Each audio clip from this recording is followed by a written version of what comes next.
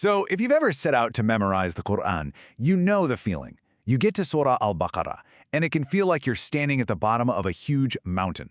I mean, it's the longest chapter. It's packed with laws, stories, and just so much wisdom. A lot of us jump in with all this energy, but then keeping it all in our heads gets tough. But what if I told you there's a way to make it not just easier, but way more meaningful? Today, we're going to unlock a really powerful method that flips memorization from just repeating words into living a story.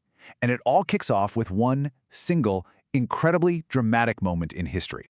Okay, just imagine this for a second. You're in a mosque, standing shoulder to shoulder, deep in prayer. You're completely focused. Then, out of nowhere, the person leading the prayer just turns, a full 180 degrees. And then everyone else follows. No one says a word. It's just this silent, instant, unified turn. What on earth could make that happen? Well, this isn't just some made-up scenario. It actually happened. And this incredible moment is right at the heart of Surah Al-Baqarah. And believe it or not, it's the key to making its memorization stick. All right, let's just be real about it for a minute. The challenge is real. Surah Al-Baqarah is massive. Its length, the sheer variety of topics, it can feel seriously overwhelming. It is so easy to get lost in the verses, trying to cram words into your brain without anything to hook them onto. It's a super common experience. But listen, the problem probably isn't your memory. It's usually the method we're using. And this right here is the big mind shift we need to make. The real goal isn't just to be able to recite words perfectly from memory. It's to actually connect with the message, to feel the context, and to get the story that weaves all these verses together. Because once you know the story, the words stop being just random bits of text. They become landmarks on a journey. And that, right there, is the secret to making it last. So, our story starts back in the early days of Islam, in the city of Medina. The Prophet Muhammad, peace be upon him, and his followers, they had a very specific direction they faced for prayer. It's called the Qibla. But, and this is the key part, it wasn't the one we face today toward Mecca. This was a really special time, a time of divine wisdom and a whole lot of patient waiting. Let's dive into what that was all about. So at first, the Muslims were commanded to face Beit al-Maqdis, which is in Jerusalem.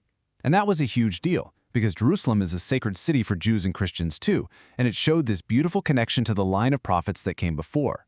But in the prophet's heart, the Kaaba in Mecca, the house built by prophets Ibrahim and Ismail, held this incredibly special place. So you can think of the first Qibla as this temporary, divinely ordered direction, a test of faith, really.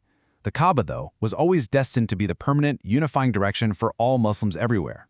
Can you imagine? For about 16 or 17 months, every single day, 5 times a day, the entire community turned toward Jerusalem. But during this whole time, the Prophet, peace be upon him, would often just glance up at the sky. His heart was yearning for the day God would give the command to face the Kaaba in his home, the city he loved so much, Mecca. Now, this wasn't him complaining or anything like that. It was his quiet, patient prayer, a period of deep, deep anticipation, and just complete trust in God's perfect timing.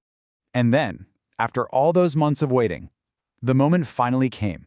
And it didn't happen in some quiet, private revelation at night.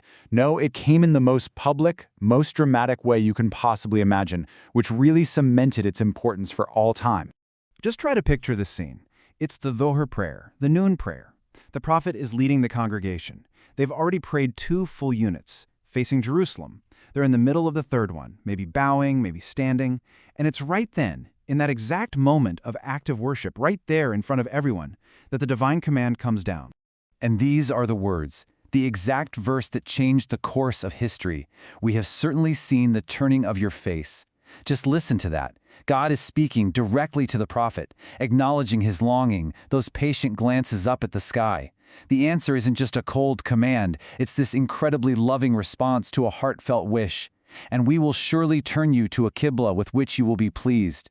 And then comes the instruction, so turn your face toward Al-Masjid al-Haram, the sacred mosque in Mecca.